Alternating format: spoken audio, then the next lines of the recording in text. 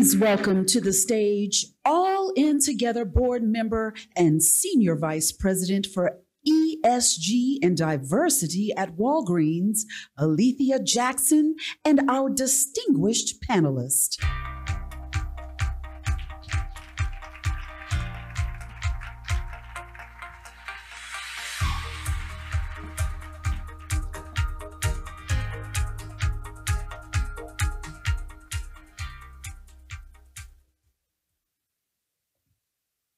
Good afternoon. So I'm Alethia Jackson, and I'm honored to moderate today's discussion with some of the leading thinkers in law, civil rights, and corporate practices around DEI. We know that's a hot topic right now, and we know it's been a lot of discussion on it through the course of the day. So we're happy to spend some time on this panel sort of double-clicking on some of the things that are currently taking place around DEI. So with me today, I have Maya Wiley, the President and CEO of the Leadership Conference on Civil and Human Rights and the Leadership Conference Education Fund. Maya has a storied history in civil rights advocacy and political leadership, and she's also a contributor on MSNBC. We also have with us a decorated Army veteran, Brittany Masalosalo. Brittany, she's got a fan club too, okay. Brittany is Chief Public Policy Officer for HP, and prior to joining HP, she was a senior advisor to Vice President Biden and worked for several years at the Pentagon in the Office of the Secretary of Defense. Brittany started her career serving in the US Army and deployed twice in Iraq. Brittany, thank you for your service. And we also have with us Janai S, President and Director Counsel of the NAAC Legal Defense Fund, the nation's premier civil rights law organization fighting for racial justice.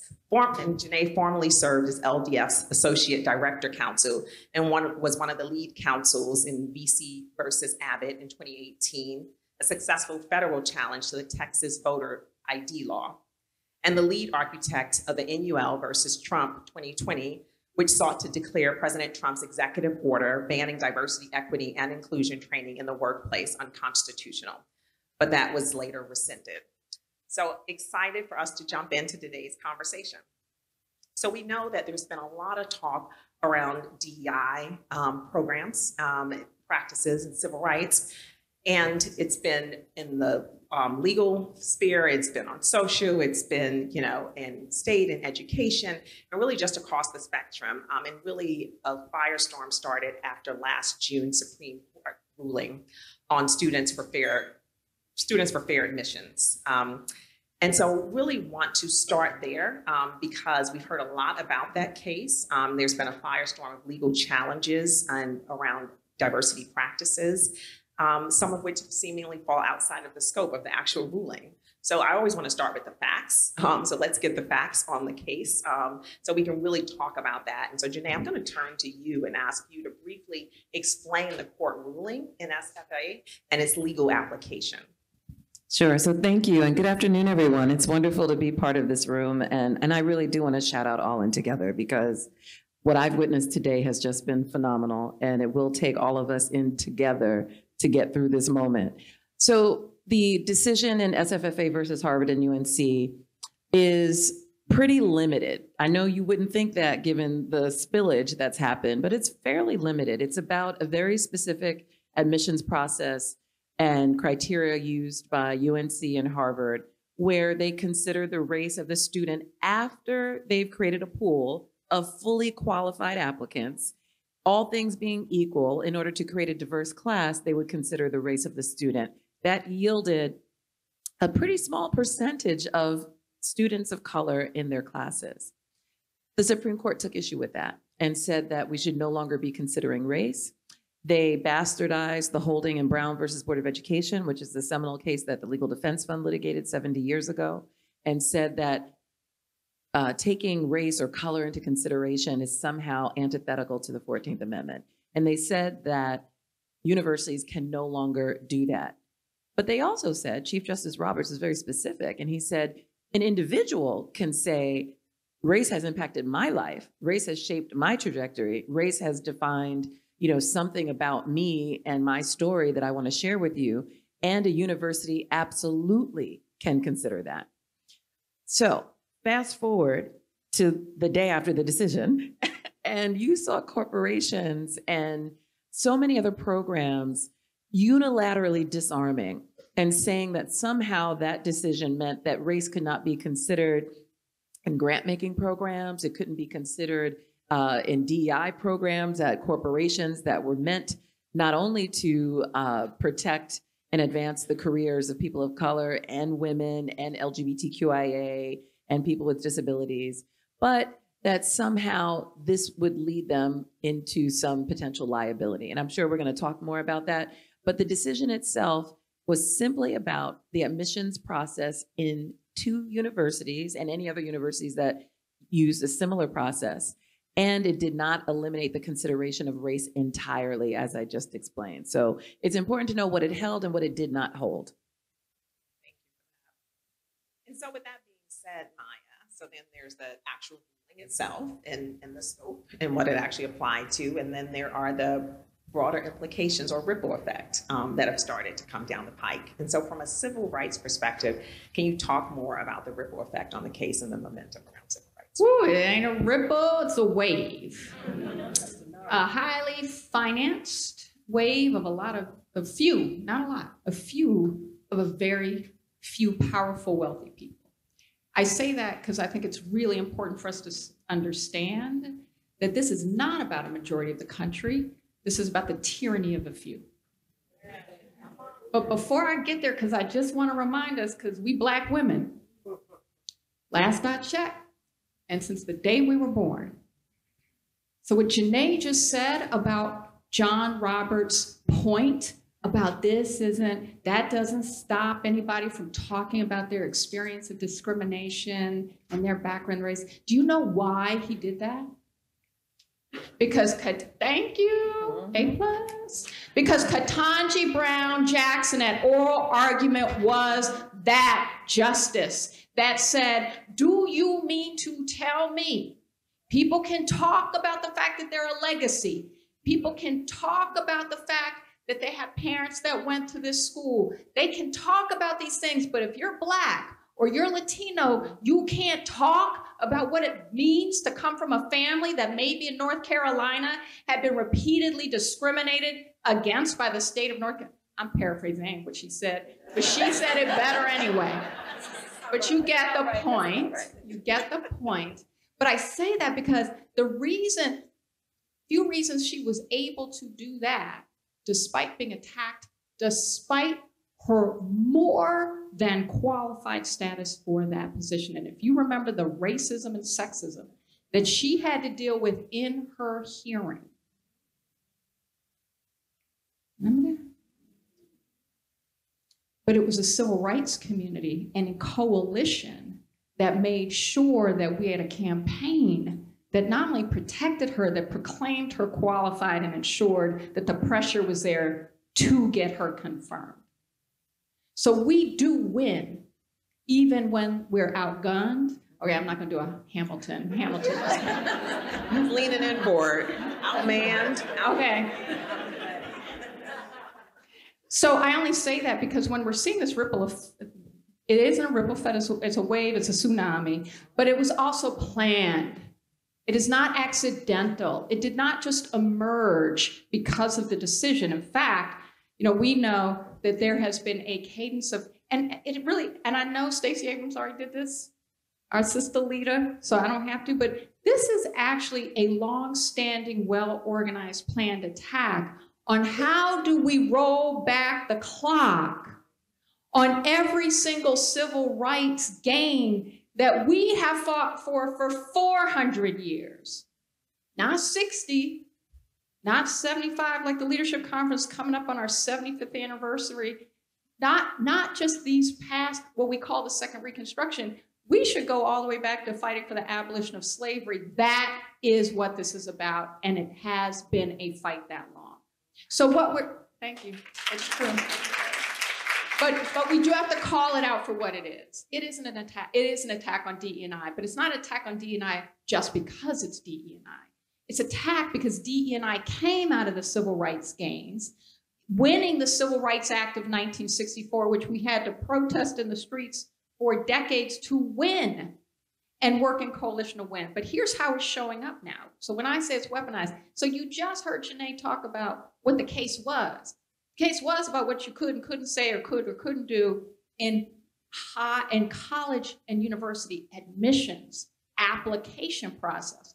And yet in San Francisco, there is a lawsuit that says it's a violation of the 14th Amendment to address the fact that Black women have babies dying at 11% higher rate than white babies. The city says, oh, racial disparity in healthcare, Pacific Islander women too, by the way, we're gonna give these women $1,000 a month as a stipend to reinforce their ability to deal with obstetric racism. Because we know and have some research that shows it could improve and lower those rates of babies dying. They have sued as a 14th Amendment violation using a case that has nothing to do with addressing health disparities. Nothing. Tennessee State University, taken over. All HBCU called, right? Talking about, oh, mismanagement of funds. Okay, 30 years and $2 billion in the hole. $2 billion that HBCU is owed. If we had true investment in HBCUs, claiming it's about fraud, but really what they're coming after is DE&I programs on college campuses, just as they're attacking curriculum, book bans. Do you know PEN America tracks book banning?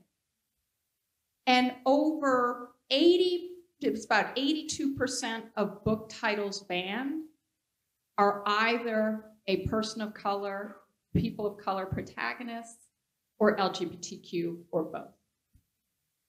What does that tell us? They're not coming after things they're afraid are not about whether or not kids are getting age-appropriate curriculum or books. They're coming after everything that helps build a more perfect union. And I say that because they have weaponized it, but it was always the plan. And they only come for us because we're powerful.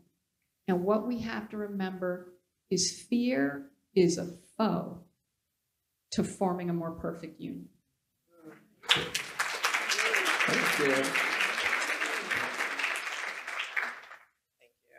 So as we talk about this wave,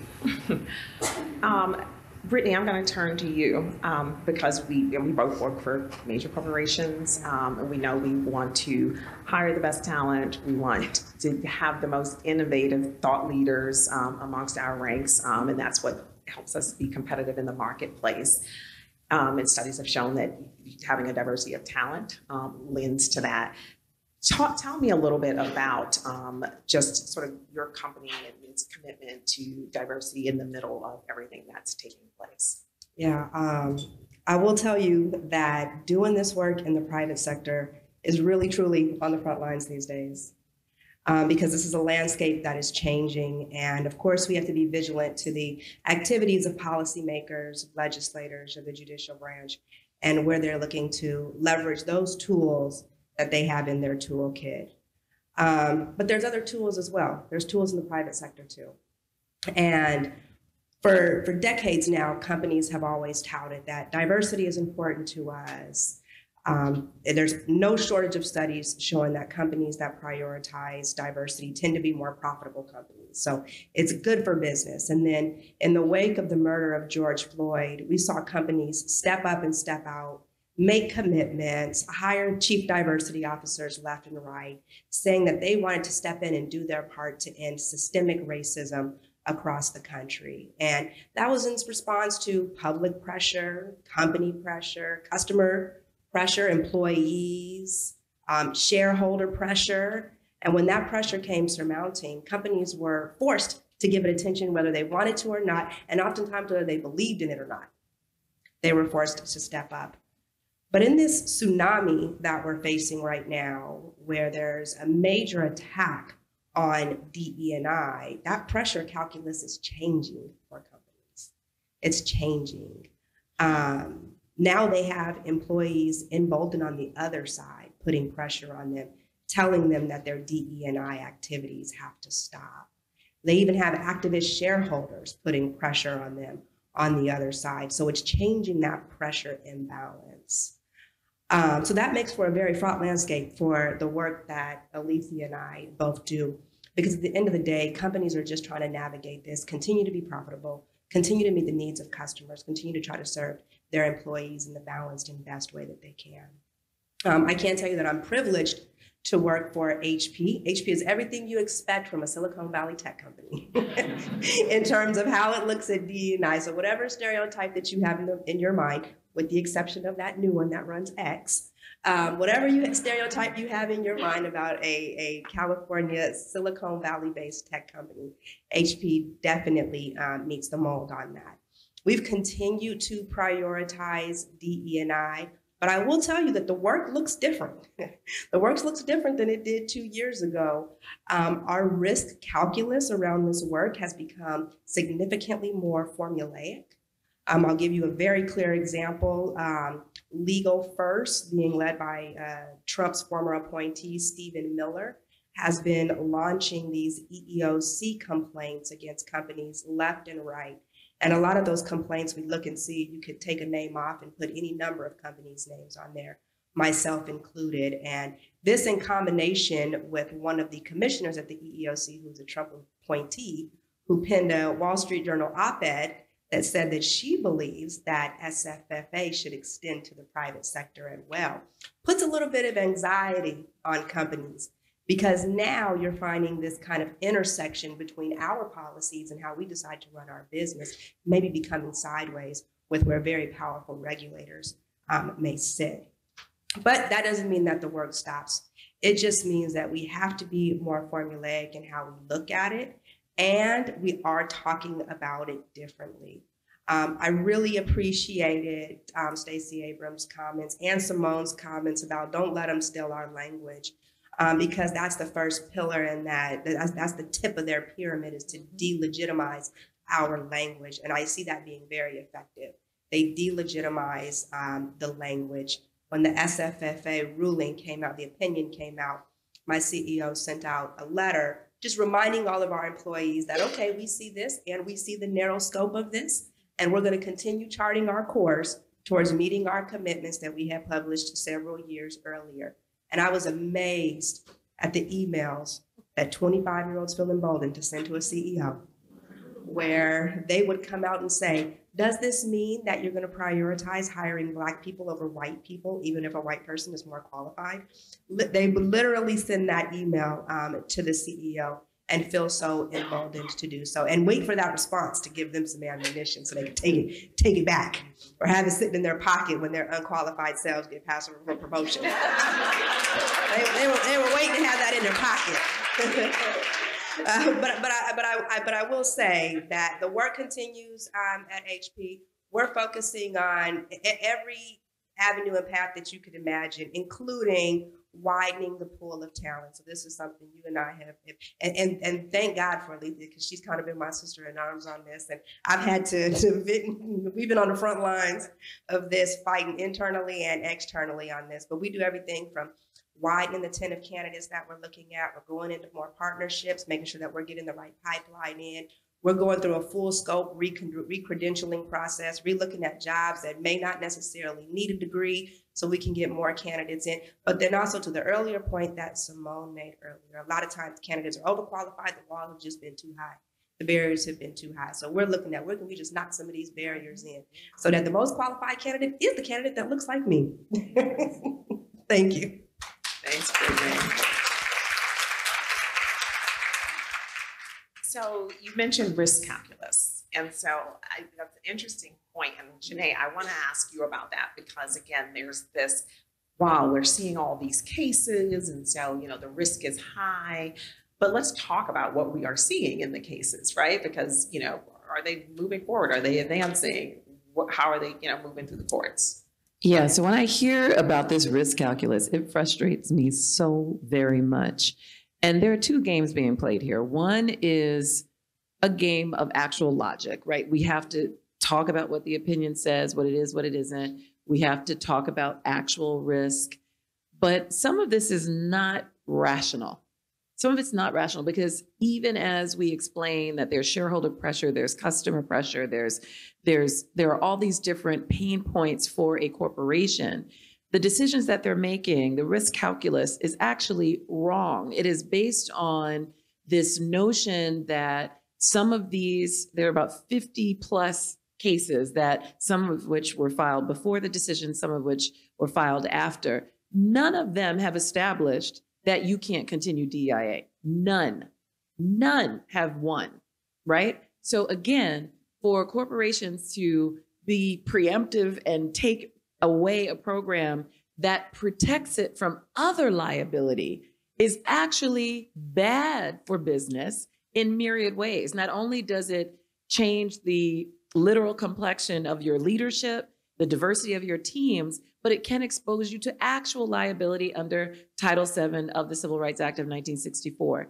And if you were paying attention to the Supreme Court today, you will see that a rare thing occurred. There was a unanimous decision upholding an employment discrimination claim under Title VII. It was based on sex discrimination. And it's the Muldrow case brought by a Black woman in law enforcement her position was changed, and she wasn't demoted, but she was changed to some other position. And the argument was, well, that was an immaterial change. It was basically apples to apples. And she said, no, you changed my condition based on my sex, and you can fill in race, disability, anything else. That is an adverse employment decision. And I am waiting to see corporations run and hide or evaluate all of their hiring decisions and all the internal changes that they make based on, who is qualified or not for what position or promotions or putting someone in this office or that office. I would like to see the audit happen as quickly as it happened after SFFA for corporations to say, I'm so concerned about my liability now. They got a unanimous Supreme Court decision.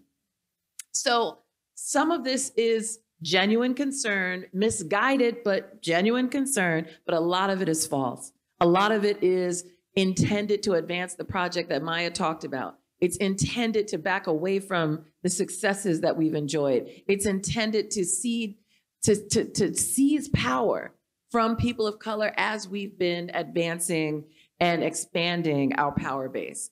And so we got to name that, and we have to point it out for what it is, because too often we're trying to make sense of the senselessness of racism. We're trying to make it make sense, and it simply doesn't. So we have to call it out. What we've done at the Legal Defense Fund is we've created guidance for corporations, for business entities, and we explain the case. We explain what you can do, what you can't do, what other laws bind you, and what doctrine has already been established that needs to guide workplace practices. So we're confronting you with the information. In fact, you should all have it somewhere at your tables. We're confronting you with that information so it's harder to do the illogical work of racism. Thank you for that. Absolutely. So I'm going to do a little bit of a lightning round now. Brittany, quickly, 3 to 5 years from now, how do you think corporations will be talking about DEI? I'll say what I hope. I'll give you what I hope. I hope that in 3 to 5 years, we don't even have to be talking about DEI because it's just become so normalized. I hope that it's normal, everyday work where we embrace that diversity means all of us. Like the brilliant Stacey Abrams said, that we all get behind equity of giving people what they need in order to be successful, then your needs might be different than my needs. And that we are inclusive enough to make space for everybody, and it's just normal course of business. That's my hope. Love that. Maya and Janai, what's one myth you both want to debunk about DEI programs, civil rights, related to the current challenges? One? I know you have many. I'm going to say this. I want to debunk the myth that we won't win. Yes. That's a myth. is we got power, we've got the majority, and everything requires Black women. Everything. All right. Nay. Okay, what she said. And I want to debunk the myth of merit. I want to debunk the myth of merit. That this idea that the people who hold power actually earned it because of their skill and their wit, and that they did not earn it through not only systemic racism and bias, but this history of pillory in this country. I mean, it is so unearned. It is so false. And there has been an affirmative action that has been in place for 400 years, and it's been largely on behalf of white people and white men. And so I want to debunk the myth that somehow when we arrive at these places of power, we being Black women, that we somehow don't deserve to be there. There's nothing that could be farther from the truth. So that is, in my view, the most important myth to debunk for ourselves. I don't care what they think. We need to debunk that for ourselves, because that's a limiting viewpoint about our potential and what we can achieve together. Thank you. With that, I see that we are out of time, but we can clearly continue to talk about this for days. I'm sure we will in the hallways and later tonight. So thank you, Maya. Thank you, Brittany. Thank you, Janai. And thank all of you.